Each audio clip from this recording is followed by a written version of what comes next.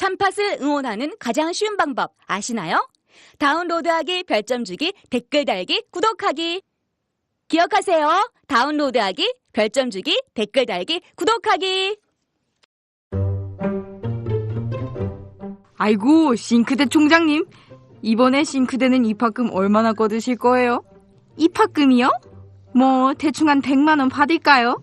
세면대는요? 그래요 뭐. 입학금 어디에 쓰라는 법도 없는데 대충 받던 대로 받죠 뭐. 무슨 소리 하시는 거예요? 입학금은 당연히 새내기들이 입학하는 데에만 쓰여야죠. 어머, 누구세요?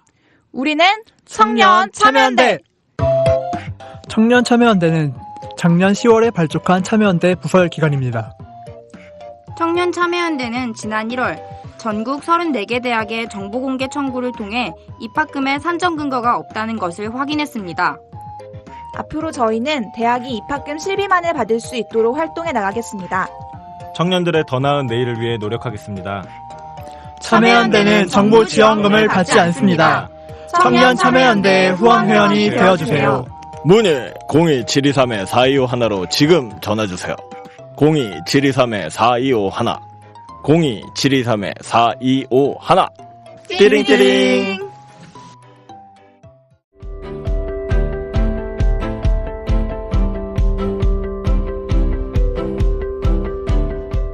시민 여러분 안녕하십니까? 참여연대가 만드는 팟캐스트 참팟 58회.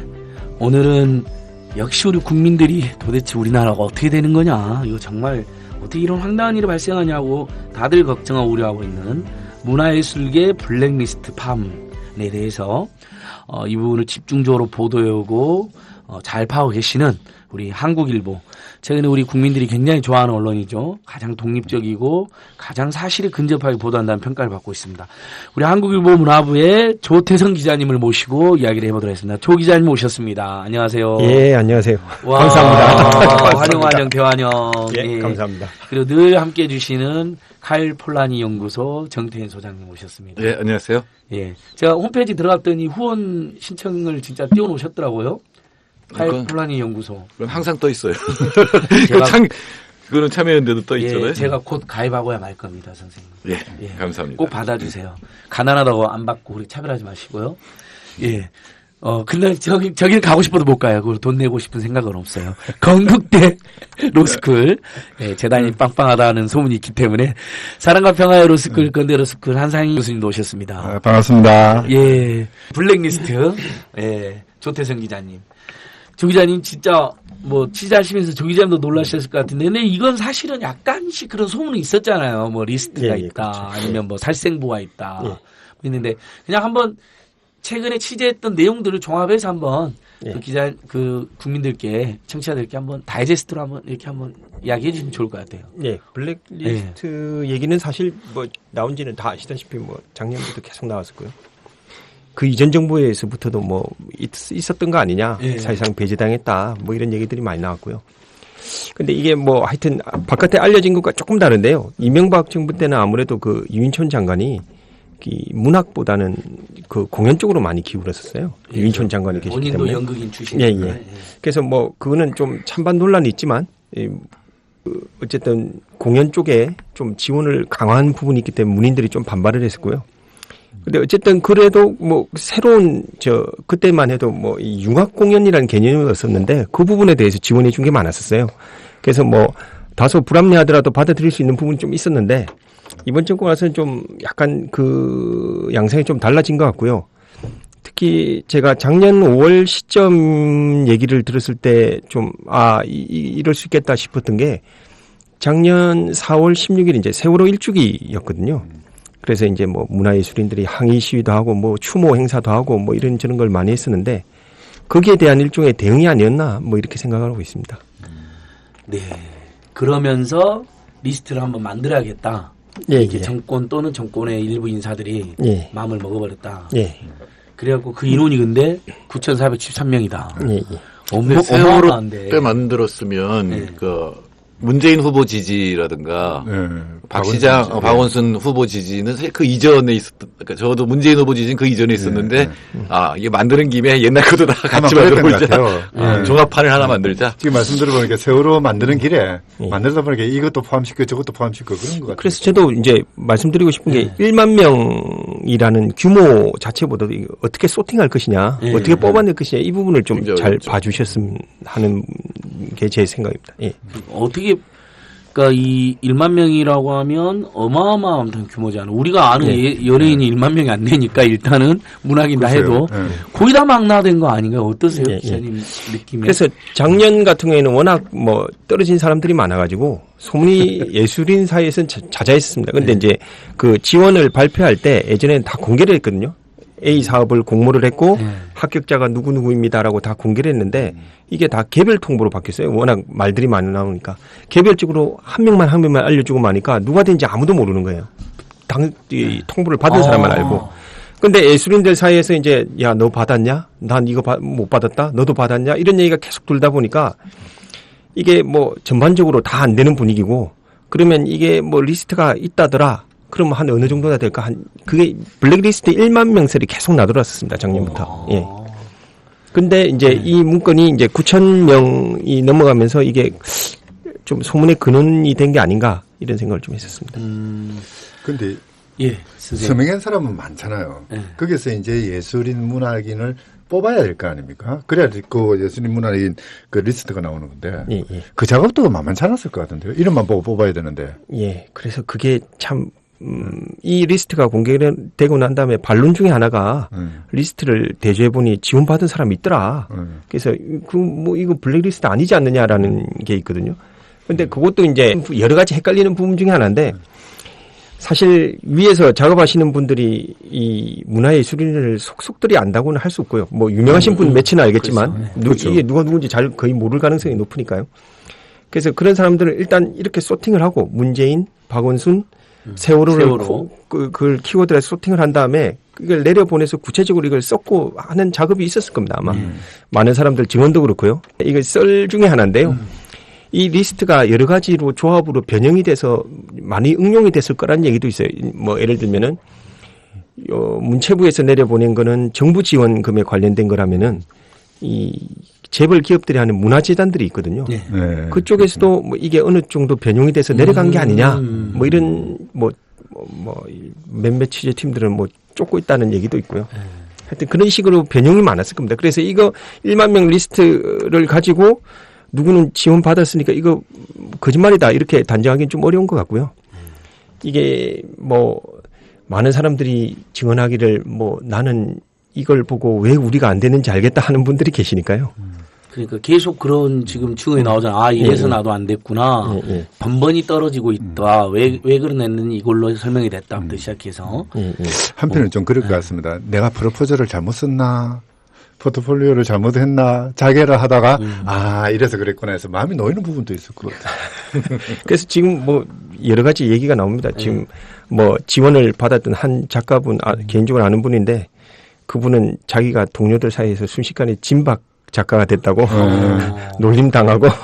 그러니까 사실 그런 게 전부 다 불필요한 논란인데 그렇죠. 결국은 창작의 자유 또는 그 사람의 예술적 역량으로만 또 응모했던 프로그램에 공모했던 프로그램 공유했던 프로그램에 취재에 적합한지만 보면 되는데 그렇죠. 불필요한 정치적 권력의 개입을 하다 보니까 방금 웃지 못할 논란이 계속 생긴 거잖아요.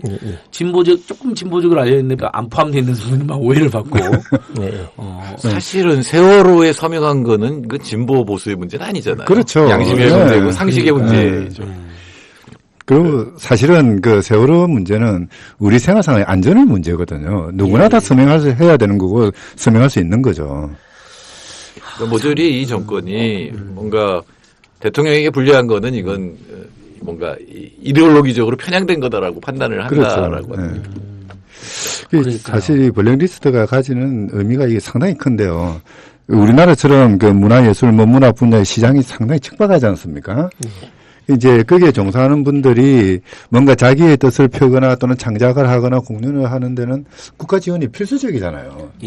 가난하고 인프라가 그렇죠. 취약하기 때문에 누가 뭐 모금을 마련해 주는 것도 아니고 그렇다고 대기업이 그렇게 적극적으로 지원해 주는 것도 그렇게 많지도 않고 이제 그런 상황에서 그 이제 그 자기의 어떤 창작성 그리고 열의 하나만으로 국가가 지원을 해줘야 되는데 이 리스트도 만들어 가지고 안 해주겠다고 하는 거는 너는 문학인 예술인 하지 말라는 거 아니에요.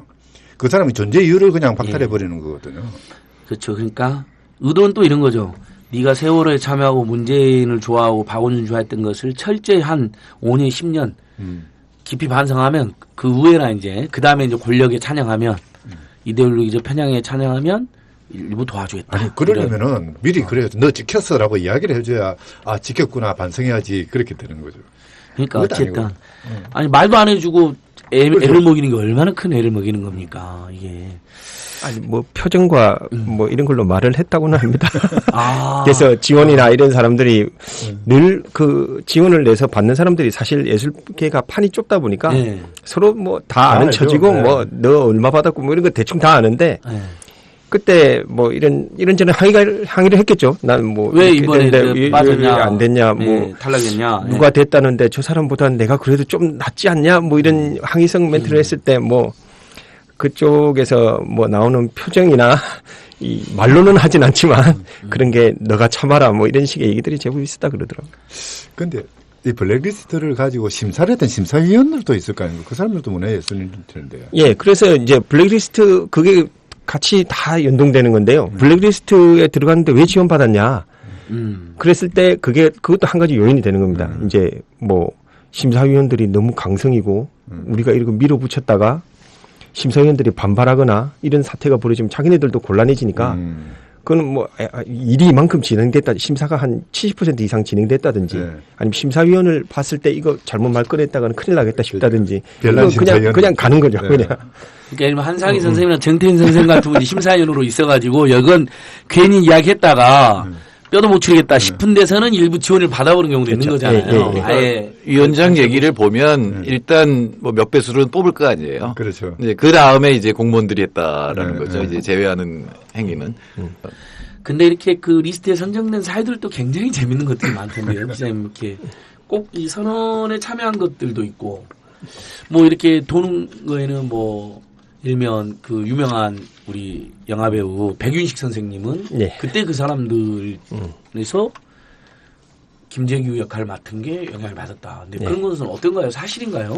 그건 아직 사실 추론의 영역에 있고요. 그러니까 백윤식 선생이 포함되어 있는 이유는 아직 엄격하게 말하면 사실 이 리스트 자체를 보셔서 아시겠지만 어떻게 이렇게 짤 수 있을까 싶은 게 상당히 많은데 그거는 이제 추론의 영역이 있다고 봐야죠. 이 소팅을 어떻게 하시냐, 누구를 넣을 것이냐 말 것이냐. 이 리스트 자체도 그래서 가장 지금 불쌍하다는 게 이제 문화부 사내단체 지원 업무를 해야 되는 하급 공무원들, 이 직원분들이 이건 왜 되고 이건 왜 안 되고 이 상황을 모르는 상태로 가서 설명을 하고 얘기를 해야 되니까.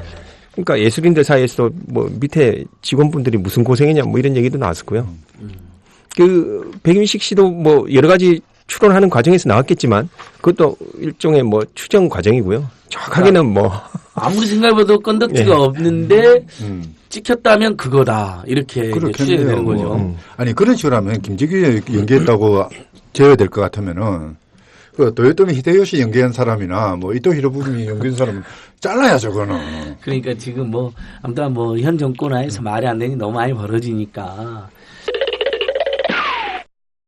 자, 우리 이제 조 기자님이 좀 앞부분에 이렇게 설명해 줬는데, 우리 정태인 선생님, 블랙리스트 하면 우리는 항상 뭐, 예를 들면 노동계에서 예전에, 택시에서 노조 만들려고 하는데, 다른 택시회사 가려면 뭐 못 들어간다니.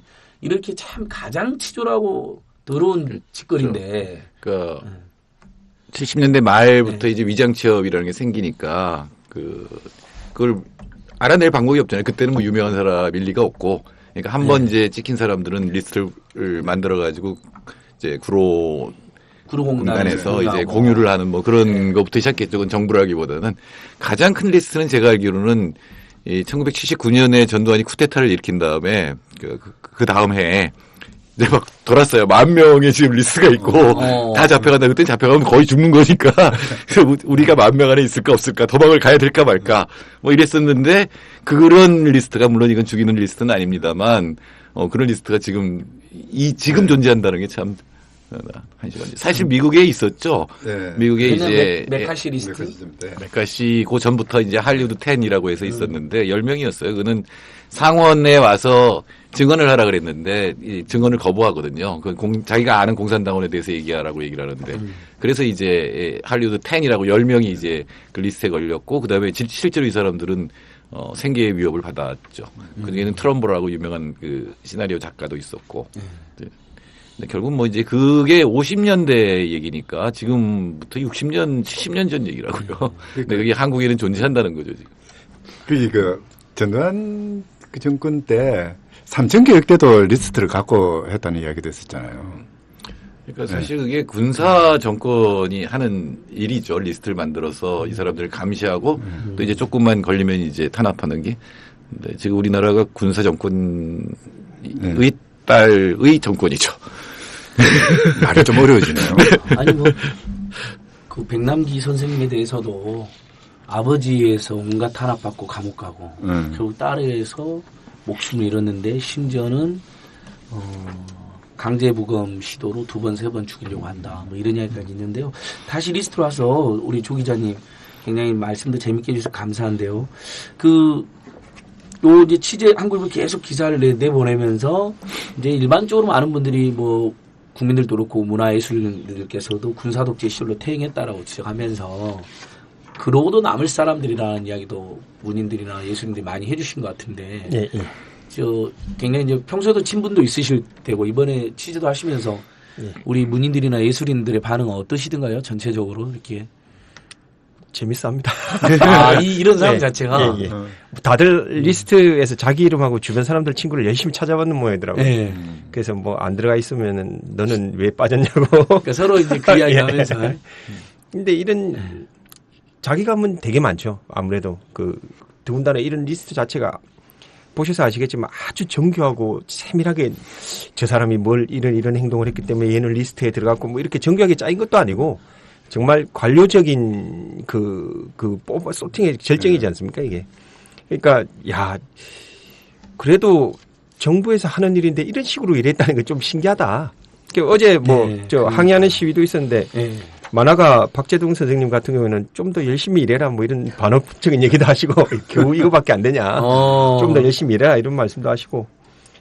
너무 정확하니까 일을 엉터리로 한다고. 내 주변에 보니까 나보다 더 열심히 한 사람도 많고 하던데 왜 그 사람들을 안 넣었느냐 뭐 이런 얘기도 하시고. 그러니까 빠진 사람들 거 듬성듬성 어영부영. 저는 페이스북에 그렇게 실었거든요. 여기 리스트에 없는 거 보니까 나는 문학인도 아니고 문화예술인도 아니구나 그랬거든요. 페이스북 포스팅을 한 이유가 뭐냐면 문학인이나 문화예술인 같은 경우에는 시대를 가장 비판적으로 보는 사람들이거든요. 가장 정확하게 보는 사람들이잖아요. 그런 사람들이 세월호에 서명하지 않았다는 거는 그는 문학인이나 예술인이 아닐 수도 있는 거죠. 그런 맥락에서 이제 한번 실어봤는데요. 뭐 거꾸로 이야기를 하자면 리스트에 지금 이름이 있는 사람들은 정말 이 시대를 제대로 보는 그런 힘을 가진 사람이라고 봐도 되죠. 훈장일 것 같아요, 어떻게 보면. 근데 칭찬을 하거나 훈장을 주기엔 숫자가 너무 많아요.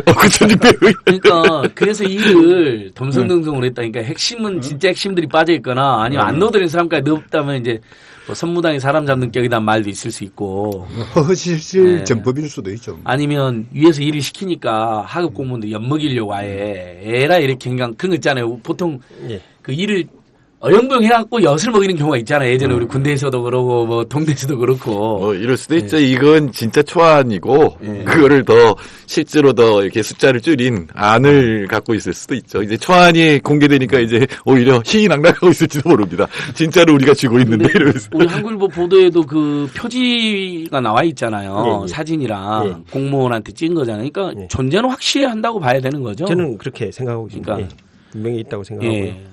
그리고 이거는 말씀을 언급하신 분에 대한 보고기 때문에 제가 뭐 공개는 안 하는데 뭐 사실 저희 직속 부장한테만 딱 보고하고 그 외에는 일절 말 안 하고 있는데. 우리 제보자를 잘 보호하셔야 돼. 그런 태도가 좋은 태도입니다. 제보자는 아니고 하여튼 어렵게 만나신 분입니다. 부장님도 모셔야 되겠다. 근데 하여튼 그 분에 대해서 좀 저희가 신뢰할 만하다라고 판단했으니까 받아들인 거고요. 그리고 이 문건 자체는 이 민감한 문건 자체는 다 짐작하시겠지만 평범합니다, 그냥. 표지에 이 뭐 어디에서 만들었다, 문체부에서 만들었음 이런 도장이 있을 리도 없고 그 전체 압축 표지가 있고 그 다음에 쭉 리스트가 있고 이런 단순한 리스트인데요. 어쨌든 이 리스트 때문에 뭐 넣고 빼고 하느라고 고생한 직원들이 워낙 많다고 뭐 그거는 뭐 공개적으로 말 못하지만 다들 인정하는 부분이니까요. 대부분 뭐 공무원들도 푸념을 하고 그랬다니까 팩트인데 도대체 정말 우리 사회가 어디로 가려고 이런 사실 말단 짓거리까지 공무원이 하는 그런 거 건지 만들려면 얼마나 신경질 나겠어요. 짜증 났을 예. 거예요. 그러니까 저는 보기에 그분들이 이렇게 반공개적으로 흘린 면도 있는 것 같아요. 이렇게 아니 당연히 받으셔야 될 분인데 떨어졌다 했을 때 항의 받았을 때 뭐라고 그렇죠. 하겠어요. 네. 양심상 그렇게라도 말을 해주겠죠. 여기도 이제 기사에도 나오잖아요. 예. 내가 내 마음대로 되는 게 아니다. 그렇죠. 뭐 이런 건. 그 뭐 트위터에 보니까 이 리스트 공개되고 난 다음에 그 문학평론가 그 황현산 선생님이 쓰신 글이 네, 있더라고요. 황현산 선생님. 예, 그게 뭐 참 공무원이 불쌍하다 이런 뉘앙스로 써놓으셨던데 저도 그게 맞다고 생각하고요. 그리고 이 리스트가 또 한 가지 좀 관료제랑 결국은 통하는 얘기인데 이 리스트가 결국은 이제 자꾸 소문이 나고 말이 나왔던 게 계기가 뭐냐면은 이건 여러 증언이나 뭐 이런 것 때문에 들었는데요. 예를 들어서 이때까지 진행된 사업이었다면은 이거 뒤집지 말고 일단 주고 그 다음 사업 때부터 적응을 시키면 되거든요, 사실. 예. 그때는 핑계는 얼마나 많습니까? 예를 들면 연출가 이윤택 선생님 그 작품 지원 중단 건 같은 게 있는데 예. 여기에 대해서는 공연계에서도 약간 이견이 있습니다. 왜냐하면 이윤택 선생님 같은 경우에는 워낙 대표적인 연출가라서 그 예술계에서도 야 저런 분은 이제 그만 줘도 되지 않냐. 그렇죠. 저분 말고 좀 예. 어려운 분들 주자 이런 얘기가 그렇죠. 계속 있었거든요, 사실은. 신진인사들도 많이 주고. 그걸 주자 했으니까 그러니까 예를 들면 그걸 일을 스무스하게 정말 부드럽게 처리하고 다 넘어가려고 했다면 그런 분들 일단 진행된 분은 다 드리고 그 다음부터 이런저런 기준에 따라서 당신을 못 드립니다. 뭐 얼마나 핑계 만들 문화예술은 사실 또 핑계나 기준을 만들기 나름이잖아요, 사실. 그렇죠. 그랬다면 그냥 유야무야 넘어갈 수도 있는 수준에 또 그러니까. 문화예술계 쪽은 다 말하자면 다 조그만 소규모 자영업자들인데 그분들 다 쪼개져 있는 분들이 뭐 어떻게 항의할 방법도 없고 기준이 그건가 보네 뭐 이러고 넘어갈 수도 있는 문제인데 근데 이게 이제 리스트가 나오고 빨리빨리 해야 되니까 이거를 강압적으로 약간 밀고 들어간 게 있는 거죠. 약간 중간에 있는 걸 잘라가지고 이거 안 된다 막아버리니까 왜 안 되냐 뭐 글쎄 뭐 하여튼 안 된다 뭐 얘기는 설명할 수 없으니까 그래서 설명은 안 되고. 그럼 이 직원은 가서 그 사람한테 가서 설명을 해줘야 되는데 그냥 뭐 안 된답니다라는 말밖에 못하니까 그러니까 자꾸 말들이 자꾸 나오는 거죠. 그렇죠. 이제 이거 뭔가가 있다. 그리고 심사 기간이 너무 길어지기 시작하고 그러니까 그렇죠. 바로 거기서 예. 길어지면서 예. 통상적으로는 분명히 이 정도면 누가 지원을 받는지 또 공개적으로 했는데 이상하게 비공개로 전환되고 예. 길어지고 예. 뭔가 간섭이 들어오거나 갭이 들어왔다라고 추정할 수 있다는 거. 그러니까 직원들 입장에서도 뭐 예를 들면 예전에는 그 문체부가 어쨌든 최상위 기관이니까 그 밑에 있는 산하단체들은 우리가 사업을 이렇게 진행했습니다라고 보고를 해야 되잖아요. 그러니까 예전에는 처음에 이런 사업이 있습니다. 그다음에 중간 단계는 자기네들이 알아서 하고 뭐 심사위원하고 뭐 공모 받고 뭐 그건 자기네들이 알아서 하고 맨 결론만 보고했대요. 이런 사업이 있는데 이거 이렇게 선정이 됐습니다. 끝이었는데 이제는 그게 매 단계마다 보고가 들어가는 거죠. 이제 뭐 심사위원은 누구 했습니다. 뭐 공모는 언제부터 합니다. 몇 편 받았습니다. 뭐 이렇게 진행했습니다. 저렇게 이제 1차 합격은 어떻습니까? 2차 합격은 어떻습니다.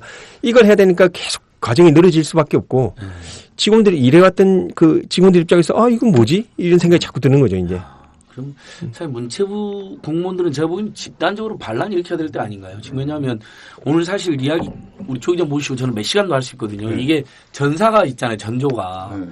그 전에 아마 이명박 때 조이문이라는 사람이 뭐 영화계 90%는 빨갱이다 뭐 이런 비슷한 말을 했었죠. 뭐 이런 거. 그다음에 문체부 국과장 그 정윤의 딸 관련해서 조사해라고 박근혜가 지시했는데 별 문제 없었다고 하니까 박근혜가 한마디 했잖아요. 참 나쁜 사람이라는 걸로 자천됐다가 그다음에 최근 또 지나서 아직도 있어요. 해서 물론 이것도 의혹이라고 합니다. 뭐 우리 저희는 지금 팩트로 확정되지 않겠습니다. 막 이런 이야기까지 하면 문체부는 사방팔방에서 깨지고 이상한 일에 연루됐던 거 아니에요. 그다음에 그전에도 뭐 장관도 유진용 장관도 예를 들면 보통은 사표 쓰면 뭐 이렇게 어떻게 그때 그만둘 때도 굉장히 이상하게 그만두고 그 유진용 장관이 그만둘 때 그 청와대가 통상 관례하고 달리 굉장히 모욕적으로 그만두게 해가지고 또 뭐 문제가 됐었고 그러니까 이제 좀 너무 이야기를 넓히면 안 되니까. 그다음에 부산영화제 뭐 파문도 있었고 거기에도 왜 정치적인 영화 다이빙벨을 티내갖고 뭐 난리가 있으니까 국민들이 보기에는 리스트 이 파문 전에도 뭐 아무튼 별짓을 다 하고 있다. 문화 영역까지 다 간섭을 한다 이렇게 느끼고 있는 거거든요.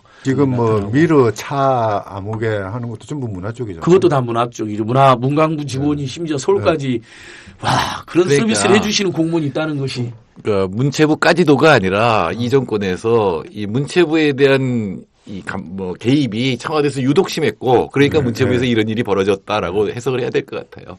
그렇겠죠. 그러니까 수석이 바로 그런 사람이 되고 이렇게 되면 그런 하나씩 것만 하나씩 생기니까. 따져봐도 엄청난 건데 이제 그런 범국민적 의혹이나 비판 속에서 이제 드디어 완전히 이제 아예 전체적으로 나온 보면 거니까. 문화융성이라고 하는 이 전략을 내세우고 지금까지 나온 걸로 보면은 그 전략 밑에서 돈을 빼돌린 거 아니에요 외국으로 재벌들 돈 모아서 외국으로 빼돌린 그렇죠. 거기 때문에 문화 스포츠재단 수석이 이 부분은 챙겼어야 되고 그게 이제 이 관료들한테까지 영향을 미쳤다고 이렇게 해석을 해야 되지 않을까요? 다른 부처가 훨씬 더 이런 쪽이 가까운 데가 있는데 그쪽은 상대적으로 그렇게 수석이 안 챙기면 이 관료들이 이렇게까지는 안 한다고요. 얼마나 좋았으면 예를 들면 뭐 한 100명 정도 딱 압축해갖고 이 사람들은 안 하는 게 이런 것도 아니고 야 아무튼 문제되는 놈들 싹 모아봐 뭐 이런 지시가 있었던 거 아닌가 싶네요. 기자님 어떻게 추측이긴 하지만 그냥 뭐 일반 한국일보 일반 독자의 추측인데 어떤가요? 저희도 뭐 그렇게 보고 있습니다. 아무래도 뭐 정교한 리스트를 요구한 건 아니잖아요. 보니까 아마 생각에 따라서는 이게 약간 아까도 언뜻 말씀하셨는데 약간 압축돼 간 게 아닌가 그렇게 보고 있습니다. 아 이러면서 또 압축도 하고 그러니까 뭐 리스트 만든다는 게 단번에 탁 되는 건 아니니까 위에 분들은 또 잘 모르실 수가 있잖아요. 그러니까 위에서 쭉 압축해 놓으면 그걸 가지고 이제 좀 뺄 사람 빼고 넣을 사람 넣고 야 이 사람 빠졌습니다 하고 넣을 수도 있고 그 와중에 이제 뭐 인간사가 다 그렇듯이 자기 미운 사람도 넣고 자기 예쁜 사람 빼고 뭐 그런 과정이 있었지 않았을까라고 생각은 하고 있습니다. 근데요 이야기 듣다 보니까 그런 생각이 드네요. 처음에는 이제 그러니까 세월호 서명한 사람 요것 봐라 하고 이제 리스트 그걸 바탕으로 리스트를 만들었다는데 또 다른 맥락에서는 위에서 손볼 사람 명단 한번 뽑아봐. 그러니까 밑에 이제 하고 공무원 일단은 귀찮잖아요. 잘 모르고. 그래서 세월호 명단 그걸 기준으로 만든 건 아닌지. 그런 둘 과정이 다 거꾸로 될 있을 수가 것 있죠. 같아요. 우리 조 기자님이 속해 있는 한국일보가 이명박 정부 때에서도 기념비전 리스트를 하나 공개한 게 있는데 바로 이명박의 청와대가 민간인 사찰 리스트 그 문건을 입수해가지고 나중에 강철웅 기자라든지 한국일 법조팀 기자들이 민간인 사찰과 뭐 그의 배우 이런 책도 냈는데요. 거기 뒤에 보면 공문이 아예 붙여져 있는데 거기는 이제 위에서 내리 찡으로 나오죠. 그러니까 이런 건데 예를 들면 참여연대 토론회에 노동연구원 박사들이 출연했더라. 그럼 바로 청와대에서 야 쟤들 왜 출연했어? 쟤들 또 뒷조사해. 뭐 이런 식으로 하고. 그게 이제 그래서 사찰번호 넘버링 287, 289 박원수마 이런 식으로 하다 보니까 몇천 명이 된 거예요. 그러니까 그거하고 약간 다르긴 하지만 어쨌든 뒷조사 리스트였는데 그것은. 아무튼 우리 한국일보가 정말 좋은 보도 많이 해주셔가지고 이번에도 많이 밝혀지고 있는데 지금 이제 대충 이제 국민들도 대강 이제 아시니까 뭐 말도 안 되는 짓이라는 것도 생각하고 뭐 조 기자님이 굉장히 부드러우시지만은 보니까 진짜 말도 안 되는 짓이라고 이제 뭐 기자이기 이전에 또 한 사람 인간으로 생각할 수 있는 거잖아요. 그런 부분들은. 또 기자도 사실은 저널리즘에서 일부 그 반사회적 일탈이 확실한 경우에는 사실관계만 전달하는 게 아니라 일종의 그 기자의 평가가 들어가는 게 저널리즘에도 그 보장이 되어 있지 않나요? 그런 부분도. 그래서 기자 칼럼이나 기자 수첩에도 기자의 주관이 드러나잖아요. 그러니까 근데 조 기자님 이제 요거까지 대강 이야기했는데 일단 문화예술인들 저항이라든지 뭐 반응도 격렬하고 재미도 있는 것 같은데 예를 들면 가수 이승환 선생님 거의 저는 존경하는 형님이신데 저를 만나주질 않으셔가지고 참 슬픈데 제가 그래도 이분 뭐 촛불 집회 때 제가 그 안내하는 역할도 제가 했었고요. 아무튼 뭐 안내를 몇 번 했습니다. 근데 저보다 얼굴이 더 뽀얗셔가지고 이거 참 송구스럽다. 나도 넣어라 이놈들아 뭐 이런 재밌는 반응도 해주셨어요. 이제 이게 그 명단에 또 일부 빠져있는 분들이 이제 일종의 저항을 동참한 것 같은데 그래도 조 기자님이 쭉 만나본 아까 이제 박재동 선생님 저기 소개해 주셨는데 재밌는 반응 뭐 또 문화예술계 인사들의 흐름 뭐 반격 저항 이런 것도 좀만 더 아까 언뜻 말씀드렸는데 뭐 진박 작가가 나오고 있고요. 그 와중에도 지원을 받은 그리고 뭐 선생님 진박 작가들 말씀하신 대로 자기가 빠진 경우가 무명이 아니냐. 그래서 무명의 서름 뭐 이런 얘기도 나오고요. 무명 이제 나 정말 열심히 했는데 왜 빠졌냐면 정말 문자 그대로 무명이네요. 공무원이 파악을 못한 분 너무 무명이어서 이제 이런 또 것도 나오고. 진짜 실망했을 것 같아요. 이렇게 찾아보고 없네 이렇게. 나 나름 열심히 살았는데 뭐야 이러면서. 뭐 동명이인이 계셔가지고 뭐 주변에서 하도 전화가 많이 와서 난 아니라고 했더니 다 실망하더라는 얘기도 있고. 들어가서. 걱정돼서 전화했는데, 네. 걱정되거나 뭐 축하한다거나 뭐 이렇게, 야, 너 왜 그러고 다니니 하고 전화했는데, 나 아니라고 그러니까 뭐. 진짜 그 심정도 참 보통 아니었겠다. 나 아니다라고 이야기하는. 아무튼 문화예술계에서는 최대 사건이네요. 최근에 이제 부산국제영화제 파문 다음으로는 그렇죠. 근데 그거는 좀 이제 공연 그러니까 영화 분야지만은 이건 이제 문화까지 다 포함돼서. 그래서 제가 보기엔 잘못 건드렸어요. 교수들 건드렸으면 이 사람들이 그래도 밥그릇이 좀 있기 때문에 그렇죠. 이 전전긍긍하는 사람도 있고 비분관계하지만 소수가 비분관계했을 텐데 이 사람은 별로 뺏길 게 없는 사람들을 건드려놔가지고 아마 뭐 앞으로 퍼포먼스 재밌는 예술이 많이 등장할 거라고 저는 생각합니다. 벌써 뭐 우리 연극인들도 뭐 나서서 하기도 하고. 어제 뭐 이목상 작가분은 뭐 나도 블랙리스트다고 까만 옷까지 챙겨 입고 뭐 나가고 퍼포먼스를 뭐 하시더라고요. 그 그림 사진 저기 이순신 동상에 있는 광화문 앞에서 뭐 하시더라고요. 이창현 우리 국민대 언론종합 교수님도 나도 블랙리스트다. 그런데 최신술은 해시태그에 이어서 이제 두 번째 나도 블랙리스트다 하면서 이것도 하고. 역시 또 문화예술인데 굉장히 재밌으시니까. 내년쯤 단편 소설도 몇 개 나오겠다. 그러니까 풍자 소설도 나올 것 같아요. 그렇죠. 이 정권이 하는 행태에 대해서는. 근데.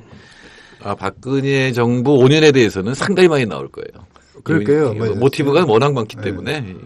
나중에 한 내년. 그래서 문화예술인들이 좋아한다는 얘기도 있습니다. 지금 소재거리가 많아서. 그러니까 메타포, 소재 막 이런 것들. 문제는 저희 같이 법하는 사람들은 쓸 거리가 없어요. 그렇죠. 네.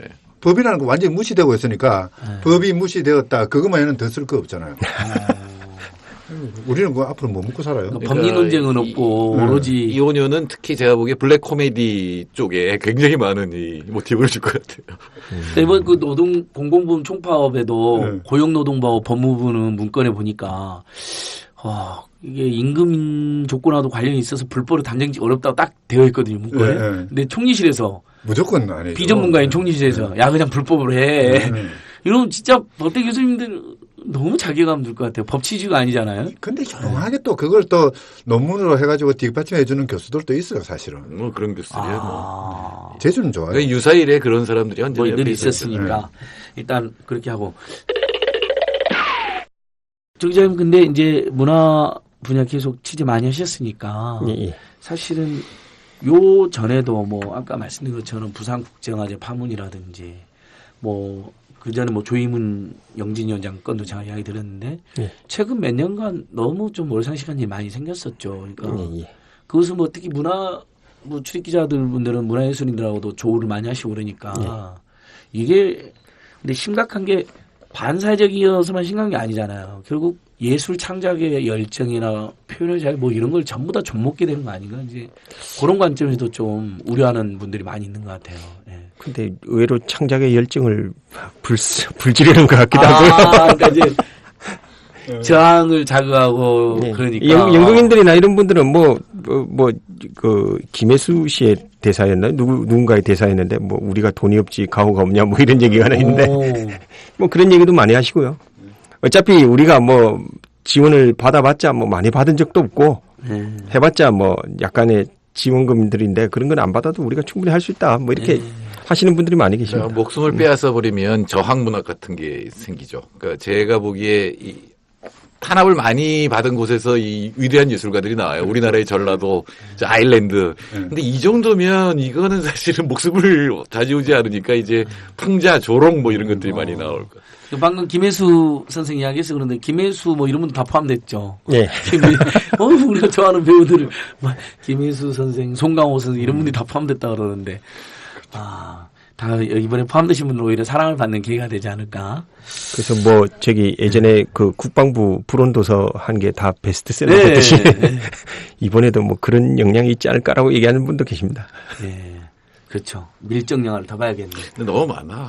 흥등이에는 9,600이 너무 많아. 아니 뭐 뜬다기보다 예를 들면 뭐 그거를 뭐 그러니까 원래 이름이 있던 분들은 더 뜨는 효과는 분명히 있을 것 같은데. 그 중에서도 대표적인 사람들이 누구예요? 생각나는 대로 9,413명에서. 생각나는 분들. 네. 아무래도 대중적으로 인지도 있으신 분들은 박찬욱 감독이나 뭐 아까 얘기했던 김재수 뭐 이런 분들이고요. 아까 보니까 그분들 모여서 영화 한 편 찍으면 되겠더라고요. 주연 주연 남녀 배우 다 있고 감독 있고 권력을 뭐 분장하는 시나리오 작가 있고 다 있더라고요. 저도 리스트 다 아직 통째로 못 봤는데 박찬욱 감독 역시 아니, 들어갔거든요. 그러면 틀림없이 뭐 그 경찰이 나타나가지고 도로 교통 방해했다고 잡아놓고 그럴 것 같은데요. 아, 그렇죠. 그럴 수 있죠. 네, 정말 기가 막힌 일이 너무 많아가지고. 근데 네. 지금 계속 우리가 지금 웃으면서 막 정말 웃음거리밖에 안 되는 이야기이긴 한데요. 네. 그런 이런 이야기를 하는데 조금 심각한 상황을 가정을 해보면 참 이거 골치 아픈 문제거든요. 예를 들어서 뭐 내년 전쟁설 모집하는데 만약에 비상사태가 생겼다고 합시다. 그러면 이 리스트는 틀림없이 예비 금속의 리스트로 이용이 될 수밖에 없는 거죠. 사실 이게 어떻게 보면은 그 국가가 어떤 사람들, 어떤 부류들을 골라가지고 소팅해가지고 낙인을 찍고 리스트를 만든다는 거는 다른 말로 하자면 국가의 그 강력한 폭력이 직접 행사될 가능성을 안고 있는 거거든요. 정말 2차 대전 치고 나서 미국에서 그러니까 일본계 미국인들 다 잡아넣어 버렸지 않습니까? 그런 행동이 우리나라에서 반복되지 않으라는 법이 없는 거죠. 우리나라에서는 뭐 이제 갑자기 또 우리가 급진지해지긴 한데 그렇죠. 뭐 보도연맹 학살 사건 같은 게 그렇죠. 대표적으로 네. 당시에 저쪽에서 조금 그렇죠. 왔다리 갔다 네. 했거나 아니면 그렇게 몰렸던 사람들 리스트로 죽인 거잖아요. 실제 그 사람의 네. 사상이나 행동은 아무런 문제가 없었잖아요. 네. 근데 그게 문제가 아니라 단순히 그 리스트에 이름이 있었다는 이유만으로 끌려가고 죽었거든요. 미국에서도 역시 마찬가지 끌려가서 감옥에 갇히고 수용소에 갇혀버렸다고요. 우리도 마찬가지일 수가 있는 거죠. 참 정말 무시무시한 행위를 하고도 전혀 지금 뭡니까 이 정부나 또는 뭐 이 공무원들이 지금 감이 없는 것 같아요.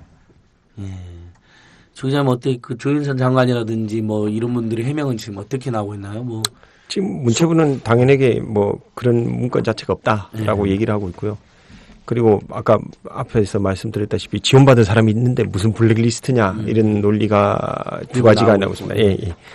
사실 굉장히 이 내밀한 얘기이기 때문에 사실 이 공개됐다는 것만으로 완전히 입증됐다라고 말하기는 좀 어려운 부분이 있고요.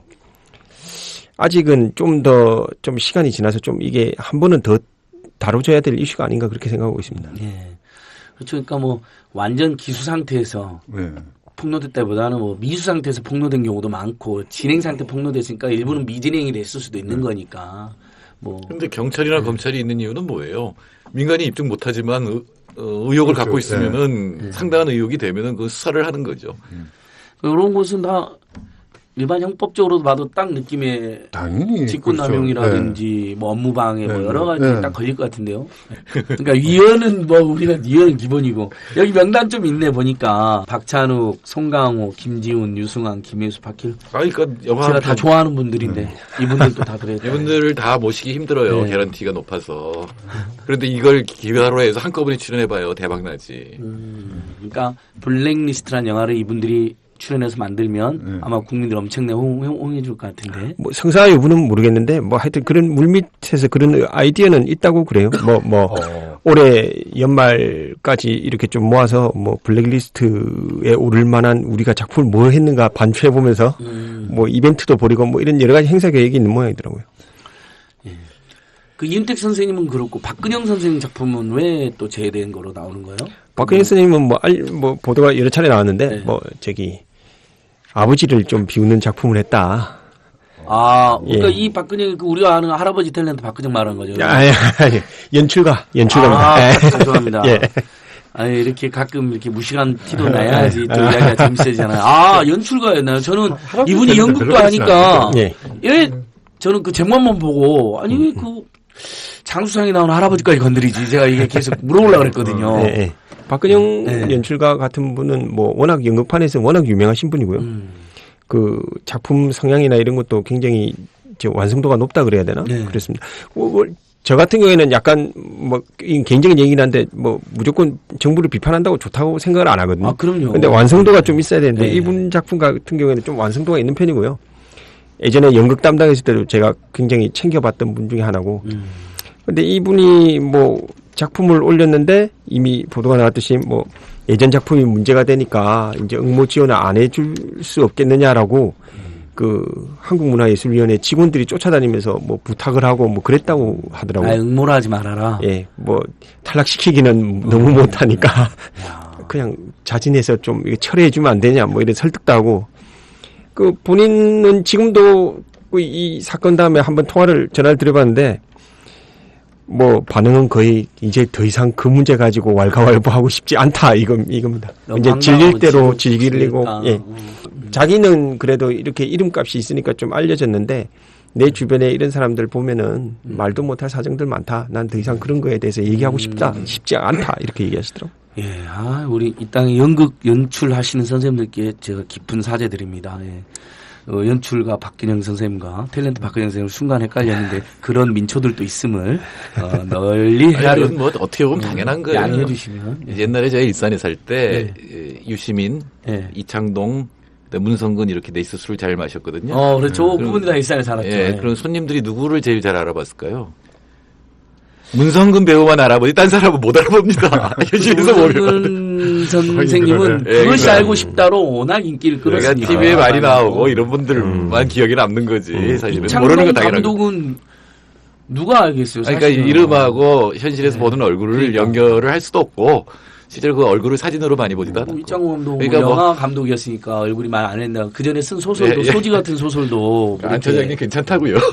예. 감사합니다. 제 편을 들어주셔서. 정대수님도 최고의 칼폴라니 연구자이면서 잘 모르잖아요, 사람들. 선생님은 좀 그때는 사고 치기 전이기 때문에 더 몰랐고 사람들이. 보이지 않는 손을 패러디해서 보이지 않는 경제학자라는 네, 그렇죠. 그런 컨셉으로 지금 하고 있죠. 칼폴라니 연구소는 다루셔야 됩니다. 자, 그리고 또 하나 이제 정의자한테 여쭤볼 일반 국민들은 사실 예산 감시하는 시민단체들도 문화예술 분야의 예산 지원이 늘어나야 된다라는 당에 동의하고 또 이렇게 곳곳이 쓰여졌으면 좋겠다 이러는 거지 구석구석 감시는 못했거든요.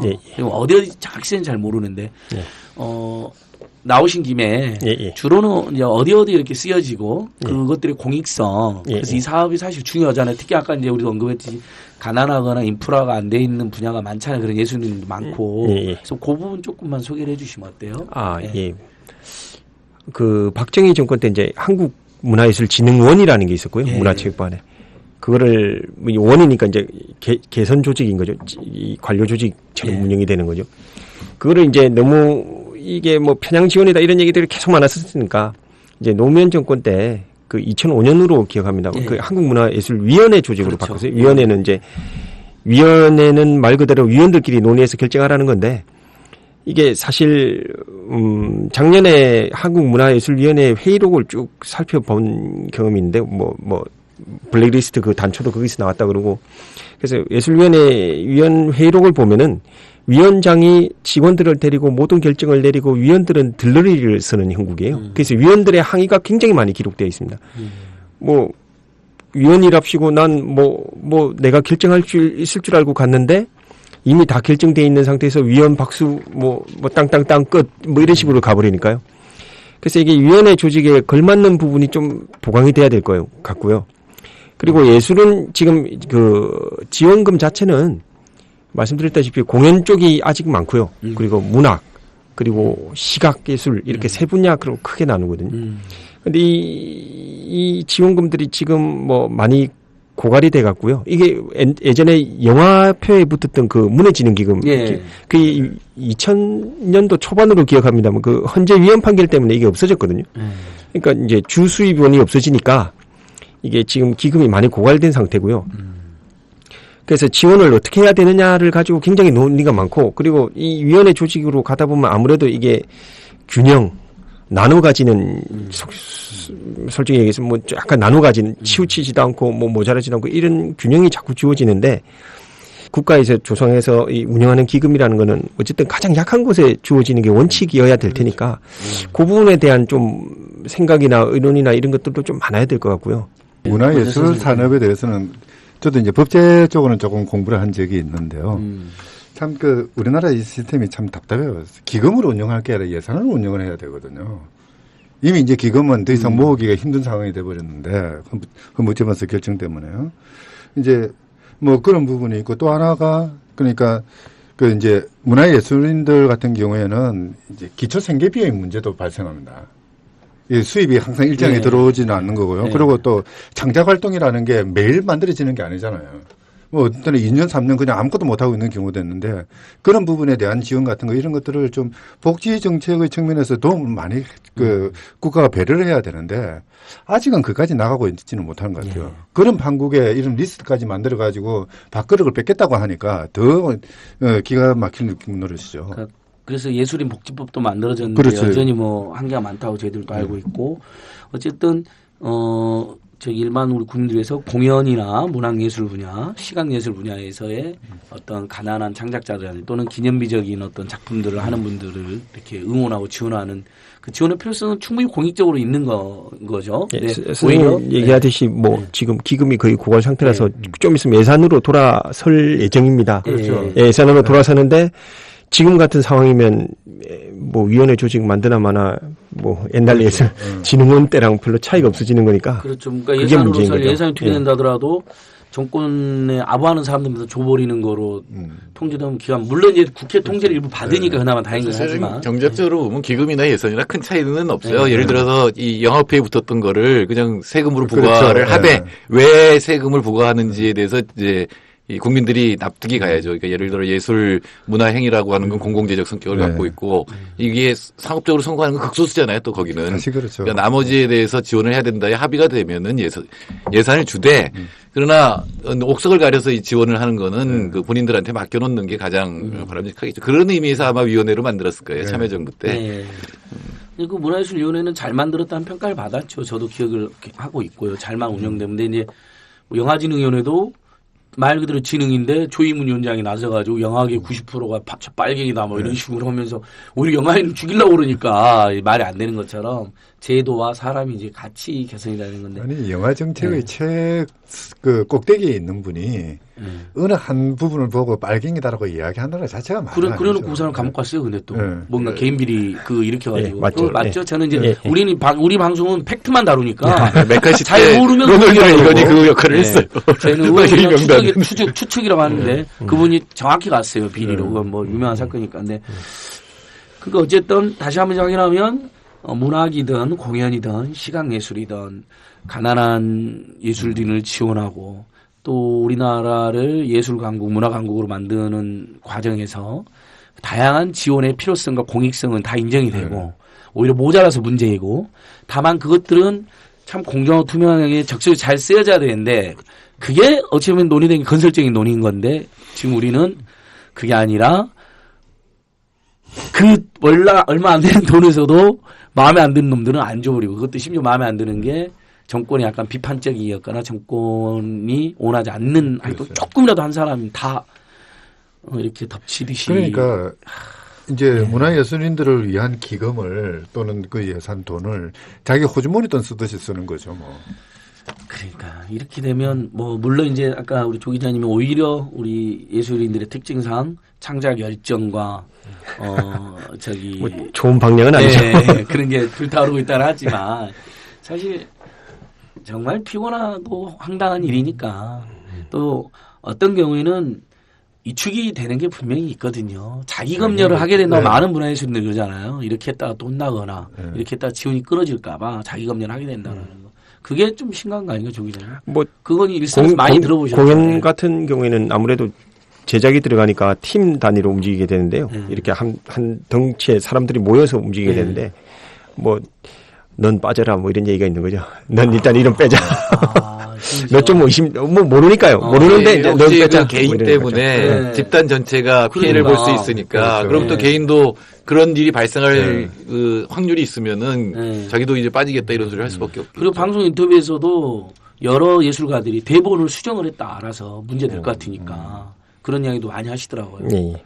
타키민 그분도 뭐 페이스북 이런 데 올려놓은 걸 보니까 자기 이름 많이 빼고 숨기고 아닌 척하고 공연 목적 딴 걸로 적고 뭐 이런 얘기가 쭉 탁현민은 보니까 탁현민 씨는 자기 이름 올린 거 즐기는 것 같더라고요. 즐기는 분 중에 한 분이에요. 이분은 제가 뭐 우리가 잘 아는 분이니까 우리 탁현민 선생님. 근데 이제 그분과 같이 일을 하는 사람들 그러니까 입장에서는 피곤해지죠. 복잡죠. 무슨 옛날에 다음 기획이라 여러 기획사들 일도 많이 하고 그랬었는데 타격이 있겠죠. 근데 아무튼간 우리 그 이승환 선생님은 아무튼 사실 가수가 근데 지원받을 일은 별로 없죠. 그렇죠. 그것도 대중적으로 저렇게 유명한 사람이 무슨 지원을 받아요. 그러니까 저기 아까 김혜수 뭐 이런 분도 나왔는데 사실 그런 분들은 뭐 소팅 과정에서 들어가긴 했는데. 그러니까 저기 신입사는 옛날에 뭐 저기 세월호 어떻게. 때 뭐 1인 시도 하고 막 그런 게 있으니까. 다만 그럴 수는 있죠. 저기 김혜수 씨 같은 경우는 그 영화에 대해서 뭔가 이 심의를 할 때 뭐 여러 가지 걸든가 이런 그렇죠. 가능성이 있죠. 뭐 어떻게 보면 광고 같은 것들은 그건 크죠. 조금 그 제약을 받을 수가 있겠죠. 그럼요. 은근히 그럴 수 있죠. 리스트가 만일에 광고주들한테 간다면 그렇죠. 그거는 인기인들도 타격을 받을 수 있죠. 뭔 짓을 못 하겠어요, 세상에. 이 정권이 지금 하는 짓을 보면 어떻게든 해코지하고 괴롭힐 것 같다는 느낌이 들거든요. 알게 모르게. 그러니까 사람들이 그러니까 그 코미디 같은 상황인데 코미디가 나다니 선생님 아까 조금 더 극단의 상황까지 이제 예상을 해본 건데 그래서 더 심각성이 있는 것 같습니다. 사실 이런 경우는 뭐 헌법학적으로 본다면은 어떤 의미에서는 그러니까 국가가 해서는 안 되는 가장 마지막의 것이거든요. 일종의 이거는 금열이에요. 사실상의 금열이거든요. 그렇죠. 더더군다나 금열 수준에서 끝나는 게 아니고 행동까지도 바꾸기를 요구하잖아요. 그러니까 스스로 겁이 나고 자기 금열에 빠지고 할 말 못하게 되고 또는 말을 바꿔야 되고 또는 만나던 사람을 만나지 않아야 되는 것이고 민주라는 말이 붙은 국가에서는 있을 수가 없는 일이죠. 그러니까 아니 이야기를 안 하려고 그랬는데 방금 바로 그런 문제식 때문에 비교적 온순하다는 평가를 받은 온순 씨. 이름도 온순 하잖아요. 발음이. 이 온순 씨가 이 정도면 탄핵감 아닌가 하는 초환경? 뭐 저는 뭐 하도 주변에 탄핵하지 않은 사람 많이 봤고 뭐 익숙하긴 한데 어쨌든 근데 일반 국민들 바라보기에는 좀 온건한 서울시장이 나서서 분노했다. 법률가고 그러니까 그런 이야기가 나올 법한 상황이라는 취지시죠. 아니요. 법을 공부한 사람 입장에서는 바로 떠오르는 생각이 탄핵입니다. 이거는 뭐 하여튼 그렇게 법의 가장 밑바닥부터 흔들어 버린 것이거든요. 국가가 국민들의 머릿속에 들어가 가지고 머리까지도 통제하겠다는 거 이거는 있을 수 없는 일이죠. 그러니까 저기 박원순 시장의 그런 반응에 대해서 굉장히 열광하는 분들이 많이 있더라고요. 오히려 그리고 박원순 시장이 뭐 때문인지 열받아가지고 거기다가 야당도 분발해라. 야당 뭐 하고 있냐 이렇게까지 해가지고 야당이 이제 이런 거에 대해서 좀 불철저하게 대응한다 이런 비판까지 있는데 선생님은 어떻게 보셨어요? 그런 아니 그 참여정부 때 저는 그 대통령이 탄핵받는 걸 보고 있었는데 비서관으로서 그냥 한마디 한 거 아니에요. 선거에 관한 한마디 한 거 갖고 탄핵이 됐는데 열린우리당이 잘 됐으면 좋겠다. 예, 지금 박근혜 대통령이 한 얘기들을 쭉 모아보면 이건 탄핵 정도가 아니죠.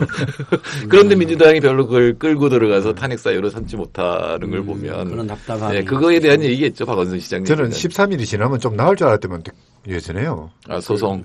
선거법 공소시효가 지났는데도. 네. 아니 지금 이제 저기 어쨌든 새누리당 비박기원들 중심으로 최순실 게이트에 대한 공개적인 비판은 나오는데 그것만도 뭐 사실 박근혜 정권에서 최순실은 지금 국기의 근본이거든요. 최순실 이야기 나오면 국기문란이라고 우리를 공격하니까 지적하는 사람들에 대해서 뭐 이야기가 좀 약간 또 빠져나왔는데 어때 조 기자님 보시기엔 어떻습니까? 뭐 탄핵 이야기는 안 하셔도 되고요. 하실 필요도 없고 조 기자님이 이런 각계각층의 심각한 어떤 비판이나 지적들 그 원래 이제 문화부 기자님들은 사실은 그냥 단순 취재 기자님들이 아니잖아요. 문학이나 문화 전문 기자님들 보면 그쪽에 조예가 깊은 분들이 많이 있으니까 사회적 심각성을 지적하는 분들이 많은 것 같은데 어떠세요, 기자님? 그런 부분은? 아니, 전 일단 조예가 안 깊고요. 아유, 조예가 깊어 보이세요.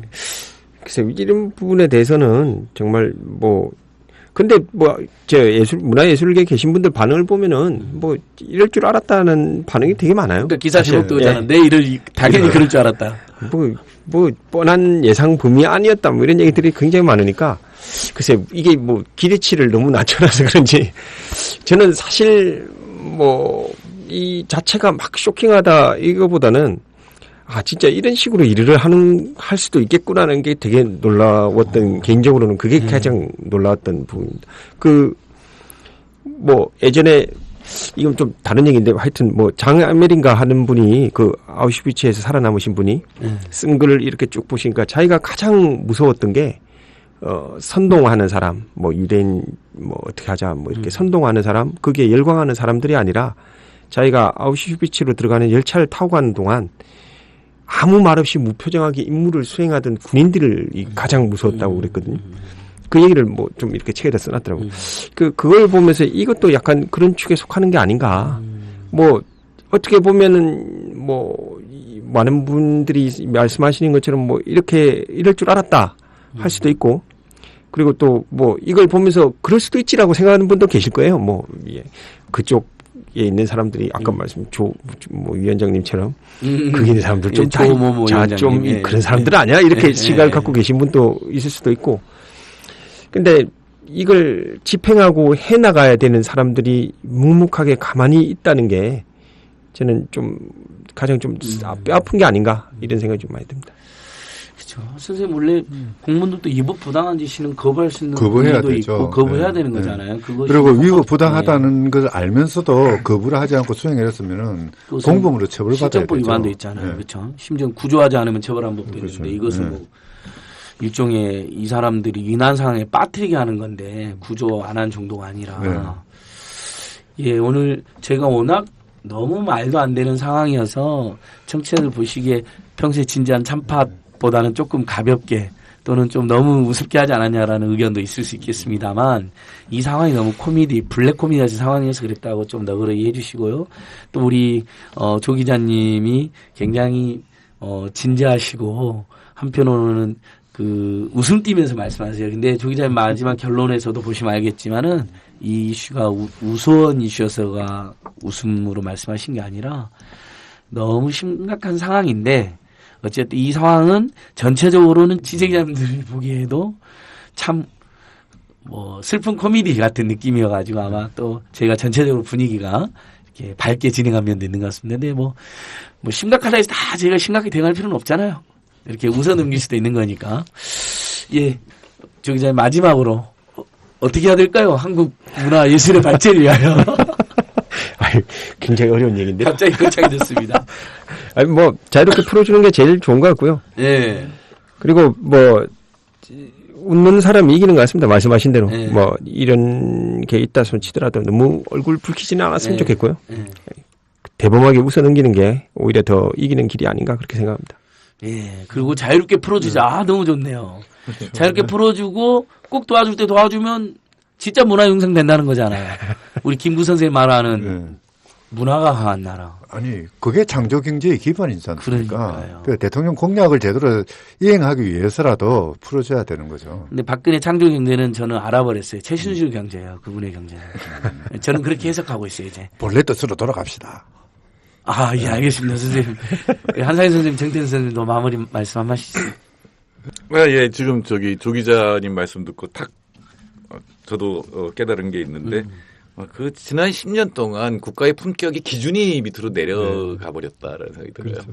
지금 이런 게 일상이고, 그거 당연하잖아. 박근혜 정부라면 할 수 있는 일이잖아라고 하는 건 정부에 대한 기대치가 확 떨어졌다는 거거든요. 근데 진짜 이 세계 통계를 보면은 정부의 질 이런 게 순위가 확 떨어지잖아요. 이런 것들은 다시 끌어올리고 국민의 기대치가 높아야 이 공무원들도 거기에 맞춰 행동을 하게 되는데 지금은 대통령 순위 떨어지니까 공무원들도 순위 다 떨어져 버리는 거라는 생각이 들어서 좀 암담하기도 하고 이거 어떻게 해야 될지 참. 사실 이야기 들어보면은 나라가 은근히 조금씩 가사 상태 그냥 거의 죽음의 상태로 빠지고 있는 건 아닌가 싶은 느낌이 듭니다. 그런 거죠. 사실 살아가다 보면은 이게 사는 건가라는 말을 제일 먼저 하는 사람들이 문화예술인들이거든요. 그리고 문화예술인들이 이거는 사는 게 아니야라고 이야기하는 순간 그걸 듣는 사람들은 각성을 하고 다른 삶을 꿈꾸지 않습니까? 그런데도 문화예술인의 입을 막고 그들의 행동을 막으려고 하는 거는 사회가 더 이상 발전할 동력을 없애버리겠다는 거 아니에요. 도무지 이런 거는 있을 수 없는 거죠. 정말 풀어줍시다. 오늘 결론은 풀어줍시다. 자유롭게 풀어줍시다. 그러면 문화예술은 산다. 그렇죠. 대한민국도 문화적으로 강한 나라가 된다. 예, 오늘 그 취재기자로서 오시기 쉽지 않았을 텐데, 우리 독립저널 한국일보, 여러분 한국일보 많이 응원해 주셔야 됩니다. 감사합니다. 아니, 실제로 독립언론이 됐습니다. 지난번에 옛날에 그 이른바 장씨 일가의 여러 가지 전횡과 불법 행위에서 우리 기자님들 고생 하시다가 고생 많이 실제 하셨죠. 독립했고, 그래서 홈페이지도 새로 다 단장했거든요. 그래서 여러분 한국일보 정말 많이 도와주셔야 되고요. 실제로 많은 언론과 국민들께서 제대로 독립적으로 제대로 사실관계에 의한 제대로 된 보도를 하고 있다라는 비평을 해주고 있습니다. 칭찬을 해서 조 기자님이 여기까지 와주신 것도 그런 일환이라고 저는 생각합니다. 왜냐하면 기자님 입장에서는 쉽지 않았을 텐데 이렇게 또 와주셔서 고맙고. 아니, 감사합니다. 예. 그리고 조 기자님은 사실관계 의거해서 전달만 해주셨어요. 나머지 이제 비평이나 폭로는 저희들이 한 거죠. 이렇게 역할 분담이 된 거고요. 예, 한국일보 그리고 조태승 기자님 또 우리가 여러 좋은 일로 또 이렇게 사회를 잘 개선한 일에서 다시 만날 것을 믿고 오늘은 여러분 블랙리스트 파음은 이 정도 하겠습니다. 항상 하다 보면 시간이 모자라고 더 심층적인 분석도 필요하다고 생각되는데 그런 건 저희들이 나중에 꼭 후속을 할 수 있으면 도속하도록 하겠습니다. 예, 참팟 계속 홍보해 주시고 김용민 브리핑 듣고 오셨다는 분들 댓글 봤는데 고맙습니다. 예, 저희도 브리핑 많이 듣고 있습니다. 예, 오늘은 여기서 방송 마치겠습니다. 다들 수고하셨습니다. 네, 감사합니다. 감사합니다. 안녕하세요. 아카데미 느티나무 강좌를 7년째 듣고 있는 70살 넘은 할머니 정애자예요. 저에게 아카데미 느티나무는 새로운 배움터입니다. 배움을 통해 행동하는 시민의 발걸음에 동참하고 있다는 것이 뿌듯하답니다. 즐거움과 나눔, 웃음과 실천이 있는 배움의 공간, 아카데미 느티나무에서 뵐 수 있기를 기대합니다. 참, 아카데미 느티나무는 참여연대 부설 시민교육기관입니다.